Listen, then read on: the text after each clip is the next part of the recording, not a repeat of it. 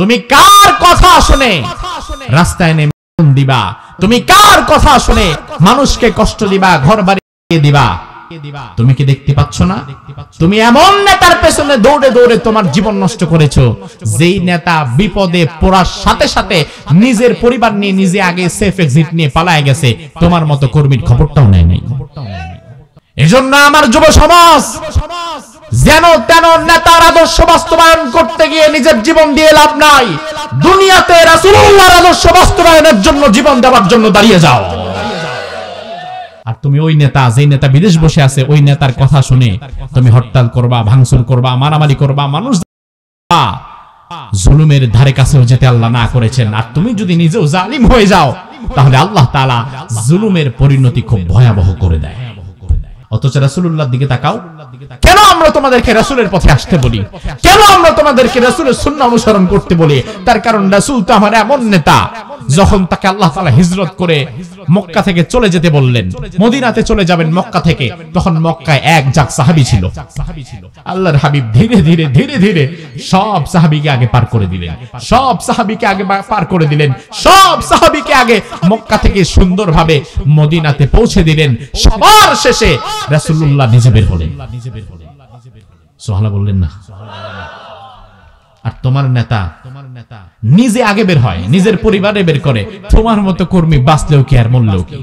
আমার ভাইরা, জালিম এখনো থেমে নাই, জুলুমের মানসিকতা তার ভেতরে আছে।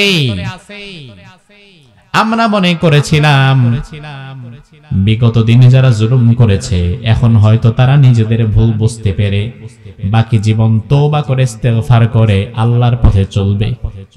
কিন্তু আমরা অবাক হয়ে গেলাম, বিগত দিনে যারা জুলুম করলো, এখন পর্যন্ত যাদের নেতারা কেউ দেশেই থাকতে পারে না, ওই নেতারা বিদেশ থেকে কর্মীদেরকে উস্কায়া দেয়, মাঠে নাম, পিটা। তার মানে জালিমের কপালে যে আল্লাহ হেদায়েত দেয় নাই, এই আয়াতই হচ্ছে তার প্রমাণ। কথা কি ঠিক কিনা? আল্লাহ রাব্বুল আলামিন হাদিসে কুদসির মধ্যে বলেন, ইয়া ইবাদি ইন্নী হারামতুয যুলমা আলা নাফসি ওয়া জাআলতুহু বাইনাকুম মুহাররামান ফালা তাযালামু। ও আমার বান্দারা, শুনে নাও, ইন্নী হারামতুয যুলমা আলা নাফসি, জুলুমটাকে এত ঘৃণা আমি আল্লাহ করি, সবার আগে জুলুমটা আমি আল্লাহ আমার নিজের উপরে হারাম করলাম। আমার ভাইরা, কথার গভীরতাটা ভালো করে বোঝেন। আল্লাহ নিজের উপরে হারাম করলেন মানে কি? আল্লাহর আবার কিসের হালাল হারাম? হালাল হারাম জায়েজ না জায়েজ এগুলো আমাদের জন্য আল্লাহর কোনো দরকার নাই। আমাদের জন্য মদ খাওয়া হারাম, দুধ খাওয়া হালাল, তবে হালাল হারামের কোনো বাছ বিচার আল্লাহর নাই। এমন অনেক বিষয় আছে যেটা বান্দার জন্য হারাম, তবে আল্লাহর জন্য হারাম না, কারণ আল্লাহ তাআলা শরীয়তের অনেক ঊর্ধ্বে।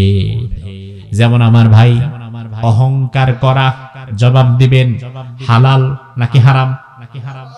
কথা কয় না। যারা কথা কন না, এদের মধ্যে মনে হয় কিছু আছে। অহংকার করা কি হালাল না হারাম? জায়েজ না না জায়েজ? তবে আল্লাহ রাব্বুল আলামিন বলে, বান্দারে, আমি আল্লাহর জন্য কিন্তু হারাম না। এজন্য আল্লাহর একটা সিফাতে নাম হচ্ছে অহংকারী, মুতাকাব্বির। মুতাকাব্বির শব্দটা কোরআনে কি আছে? আল মালিকুল কুদ্দুসুস সালামুল মুমিনুল মুহাইমিনুল আজিজুল জাব্বারুল। এই মুতাকাব্বির মানে অহংকারী। আল্লাহ বলে, বান্দা, আমি আল্লাহ অহংকারী। আল কিবরিয়া উরিদাই ওয়াল আযমাতু ইজারি, অহংকার আমার চাদর, বরত্ব আমার ভূষণ। তাহলে অহংকার করা আমাদের জন্য হারাম, তবে আল্লাহর জন্য হারাম না, বরং আল্লাহ অহংকার করেন। কিন্তু আল্লাহ বলে, বান্দা, এই জুলুমকে আমি আল্লাহ এত ঘৃণা করি, জুলুম আগে, সবার আগে আমি আল্লাহ তাআলা আমার নিজের উপরে হারাম করলাম, এরপরে তোমাদের উপরে হারাম করলাম। ফালা তাযালামু, তোমরা কোনোদিন জুলুম করতে এসো না। তাহলে আল্লাহ যেটা নিজের উপরে হারাম করে, দুনিয়ার কোন মানুষ যদি সেটা নিজের উপরে দায়িত্ব নিয়ে করে, দুনিয়ার কোন মানুষ যদি সেই কাজে শরীক হয়, তাইলে তার খবর আছে না নাই? আল্লাহ রাব্বুল আলামিন কোরআনের মধ্যে বললেন, ওয়ালা তারকানু ইলাল্লাযীনা যালামু ফাতামাসসাকুমুন নার ওয়া মা লাকুম মিন দুনিল্লাহি মিন লা তুনসারুন।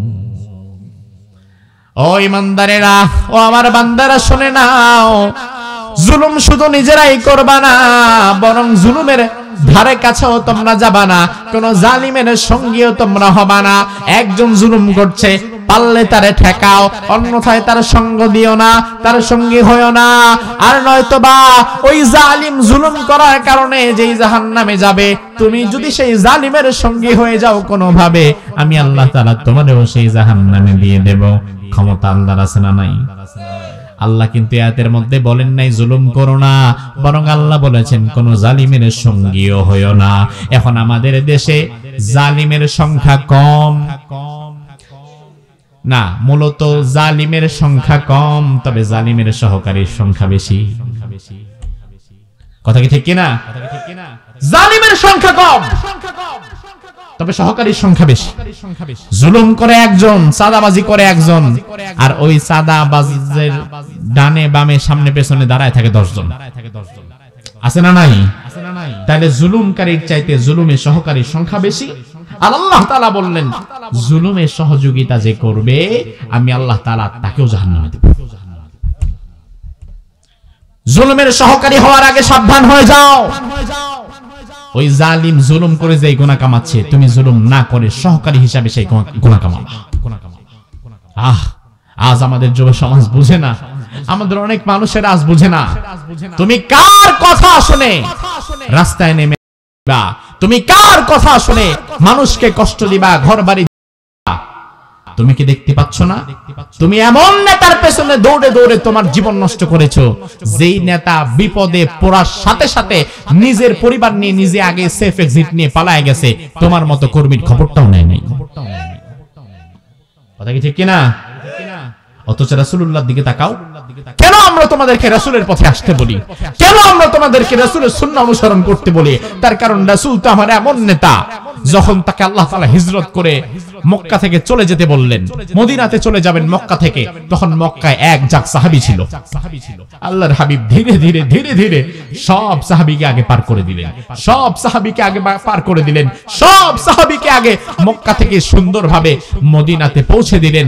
সবার শেষে রাসূলুল্লাহ নিজে বের হলেন। সুবহানাল্লাহ বললেন না? আর তোমার নেতা নিজে আগে বের হয়, নিজের পরিবারে বের করে, তোমার মতো কর্মী বাঁচলেও কি আর মরলেও কি? এজন্য আমার যুব সমাজ যেন তেন নেতার আদর্শ বাস্তবায়ন করতে গিয়ে নিজের জীবন দিয়ে লাভ নাই। দুনিয়াতে রাসূলুল্লাহর আদর্শ বাস্তবায়নের জন্য জীবন দেওয়ার জন্য দাঁড়িয়ে যাও। কারণ যেই রাসূল সাহাবায়ে কেরামকে আগে পার করে দিয়েছেন, নিজে ছিলেন, উম্মতকে রাসূল কিয়ামতের ময়দানে শাফাআত করে আগে জান্নাতে দিবেন, রাসূল তার পরে যাবেন। সুবহানাল্লাহ। আর তুমি ওই নেতা, যেই নেতা বিদেশ বসে আছে, ওই নেতার কথা শুনে তুমি হরতাল করবা, ভাঙচুর করবা, মারামারি করবা,